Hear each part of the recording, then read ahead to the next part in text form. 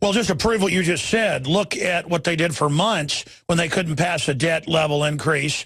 They just said, oh, our debt's not going up, and did an accounting gimmick. So Obama's saying, we're going to crash if you don't do what I say. He's the one engaged in financial terrorism. And I want you to speak to that. And then Janet Yellen, if folks thought Ben was a hyperinflator, wow, I'm told she's the actual author of this, Doctor. Yeah, that's right. Well, this October 17th is another farce, just like the closing down of government. They should be worrying about the breakdown of government, which will come. But the date is arbitrary, picked out of the clear blue, and the national debt have reached the point where it is right now. The official debt reached it in May, so they've been doing what they want to do. So they always could do this whole idea that they don't, that they won't have money to pay the interest. You know, why? Who cares whether they pay the interest to the Federal Reserve? You know, and they hold $2 trillion. So you could take care of this debt if you're looking for just excuses to prop it up.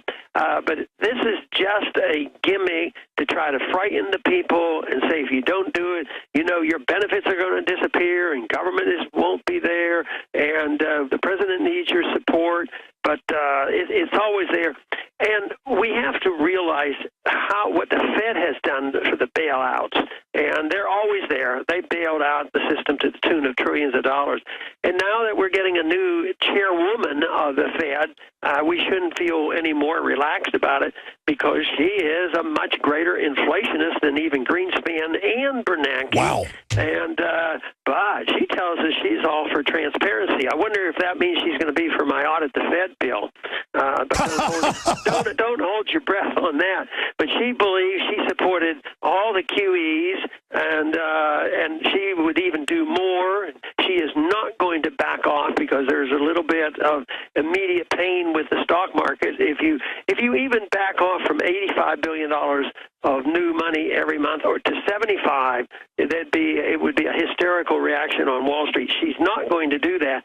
So my bet is that we are going to continue to inflate and continue to destroy the dollar until the world rejects the dollar, and that's what we should be concerned about. I want to talk about the book in closing, but briefly, Peter Schiff, who I know is one of your top economic advisors and a great mind, and many of his predictions have come true, like the fact that they wouldn't taper. He said last Friday here, and DrudgeReport.com picked it up, became a national story. He said they may want to collapse because then they can bring in tyranny as the solution. And he's worried about that. Dr. Paul Craig Roberts, the former head of policy at the Treasury, said the same thing. Many others are. I mean, is there a method to the madness? Do you think the Obama people, just like he's getting away with Obamacare right now and getting away with being the one behind the shutdown? It's hard to say, because you'd have to really read their minds and their motivations, which I can't do. I think it's closer to stupidity than it is that, oh, let's have a collapse so we can do such and such. But remember, how many in the administrations have always said, don't ever let a crisis go to waste? So it's probably a lot of that, too. Sure. The policies are going to bring on these crises. Sure. And that has always been used as an excuse to expand the role of government. You know, just like the Fed, you know, when they create the bubbles and then they create the bursting of the bubbles, then they say, well, what we need is more Fed. You know, it's on and on. Sure, but are you concerned about the continued increase of militarized police and that martial law could come during a collapse? Absolutely. That should be a major concern. And this, of course, hopefully, you know, this whole move toward nullification and kicking the feds out, I hope that continues to grow. And when they run out of money and they go broke, that's going to happen. You know, what's happening? Maybe a good place to look is in Detroit. You know, they don't have a police department anymore of worth much, and it verges on anarchy. I'm interested to see if the crime rate goes down in Detroit. It may well go down when everybody knows they have to take care of themselves. But no, I hope the local people, one of the worst things that happened on this local police stuff was that if they were able to confiscate property, airplanes and boats and cars, they get to keep them. It doesn't get sold and put in the Treasury. They get to keep that, so they have this tremendous incentive to seize property, and then the owners, whether they're guilty or not, can practically never get it back again. That helped this whole move toward the militarization. That's right. We started acting like armies and that the federal government owns. We have a predatory government. In closing, as you've got to go, The School Revolution, I've got my copy. I want to carry it at InfoWarsStore.com. It's on Amazon, everywhere. I've studied this myself. If we take our children back, I mean, the statists say this. They say, we've got your kids. We're going to win in the end. Now they're not letting them play dodgeball, football. They're banning stamps federally that show kids doing sports. I mean, this is a cult of control freaks. If we take our children away from them, isn't that the key way to win? Former Congressman Ron Paul, tell us about your book in closing. Yes, absolutely, and that is the goal, because Obama wants to get them at the age of 4. It's a bad move, and homeschooling is an option. It's not for every single person, but there has to be always an ability to opt out of a government system. Hopefully we get an opt-out on medical care, but that doesn't look good. But right now we still have the right to opt out with private schools and homeschooling, and I am going to do my darndest, because every single day you hear a story of some stupid thing that happened in the government schools, and I said, there they go. Get their kids out as soon as possible. Congressman Ron Paul, we wish you were still there in Congress, and I guess you're just moving forward, writing books, doing the TV show. That's having a lot of success. Traveling, speaking out, going to the college campuses, and things are going well, and I appreciate the chance to be with you again today. You bet. RonPaulChannel.com. Thank you, sir. Okay. Thanks, Doc. You bet. There goes former Congressman Ron Paul. I keep calling him Congressman. I've been interviewing him for 17 years since he got back in Congress. I've been interviewing that guy before he got back in Congress. He had one term in the 80s.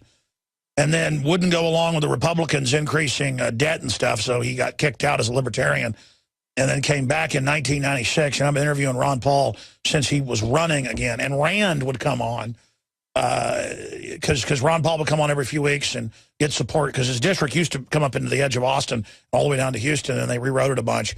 And then Rand would call the office and say, hey, we need an extra push right before the election. But the last few times he was elected, it was like 70% of the vote. And that's when they rewrote his district into liberal areas, thinking it would beat him. He would go then talk to those folks and defeat them. So always great to have former Congressman Ron Paul on the broadcast. And I just can't believe we're sitting here talking with a straight face about a government that no one has been able to sign up at healthcare.gov. The ones that have been able to have gotten phone numbers with the media and called and been able to be signed up on the news. And Mike Adams was actually joining us. He's not just the health ranger. He's a great computer programmer and a software engineer. He's helped us out a lot with stuff on the back end before of our sites, headsupnaturalnews.com. He's going to be coming on to talk about a whole group of articles. In fact, they're probably in my folder. If not, print me his last 3 or 4 articles dealing with the different facets of how it's a fake website, how it's not real, how they're grabbing your IP address. Because everything I saw him writing a week and a half ago, a week ago, 2 days ago, days later comes out in the corporate media and turns out it's true. Of course, I mean, I knew he was saying it and he's accurate, but it's just that they're having to admit it. He's breaking so much of this, and they're not getting credit, of course. That's how it always works. Look, I really don't care about getting credit. I'll be honest with you. I just get excited when what we cover later comes out in the kleptocratic press. And again, the kleptocratic Decepticon press isn't as powerful as it used to be. It's a shadow of itself. But still, when it finally is there, then people will address it more, even in the alternative media and even in some of the more fair areas of the old media. And so it is important to kind of force it out to get them to cover it. The problem is the folks that get their news from mainstream media are already so dumbed down. Does it even really matter? I mean, we are the real press here. And so even if it's not breaking in the mainstream media, it's breaking here. I mean, we told you there were missing nukes on September 2nd.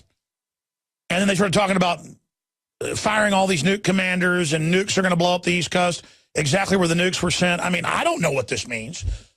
The people that gave us the info were totally freaked out and totally on target and totally credible and totally high level. And you know, it was a big circus at Dyess Air Force Base over this because they weren't supposed to send those out. And reportedly took the base commander giving the order. And by the way, if this hadn't happened, the base commander would come out and say I was a liar, wouldn't they? I mean, I want you to understand something. I don't just say this every day. I'm risking my life bringing you this information, okay, on the nukes. Because they can ignore me on the big issues we cover because everybody else is covering it now, too. Alex Jones was a lonely voice 18 years ago. I'm not a lonely voice now. And that's a good thing. But I tell you, it's this whistleblower stuff. It's this whistleblower stuff that really, my spidey sense says, man, you are crossing the line. And I just want it on record that I know I am. And that I think Anthony has a lot of courage, the rest of my crew do as well. So please pray for us all. But please pray for me up front and my family, because you know who's walking absolute point on this A-team operation against the New World Order, folks. I am blasting right down the navigation shaft on the Death Star. And I've seen a lot of journalists killed. I've seen a lot of people shut down, put in jail. And I got TIE fighters on my butt. And I'm trying to fire this torpedo down the reactor shaft, to use the cheesy analogy. And so we need your support, ladies and gentlemen, now more than ever. All right, stay with us. We're going to come back with Mike Adams via video Skype to break down not just what Obamacare does to you, but that it's a giant NSA database. The dollars. And now that we're getting a new chairwoman of the Fed, we shouldn't feel any more relaxed about it, because she is a much greater inflationist than even Greenspan and Bernanke. Wow. And but she tells us she's all for transparency. I wonder if that means she's going to be for my audit the Fed bill. But don't hold your breath on that. Reach the point where it is right now. The official debt breach in May. So they've been doing what they want to do. So they always could do this whole idea that they don't, that they won't have money to pay the interest. You know, why? Who cares whether they pay the interest to the Federal Reserve? You know, and they hold $2 trillion. So you could take care of this debt if you're looking for just excuses to prop it up. But it was a hyperinflator. Wow, I'm told she's the actual author of this, Doctor. Yeah, that's right. Well, this October 17th is another farce, just like the closing down of government. They should be worrying about the breakdown of government, which will come. But the date is arbitrary, picked out of the clear blue, and the national debt. Well, just to prove what you just said, look at what they did for months when they couldn't pass a debt level increase. They just said, oh, our debt's not going up, and did an accounting gimmick. So Obama's saying, we're going to crash if you don't do what I say. He's the one engaged in financial terrorism. And I want you to speak to that. And then Janet Yellen, if folks thought Ben... This is just a gimmick to try to frighten the people and say, if you don't do it, you know, your benefits are going to disappear and government won't be there, and the president needs your support. But it's always there. And we have to realize what the Fed has done for the bailouts. And they're always there. They bailed out the system to the tune of trillions.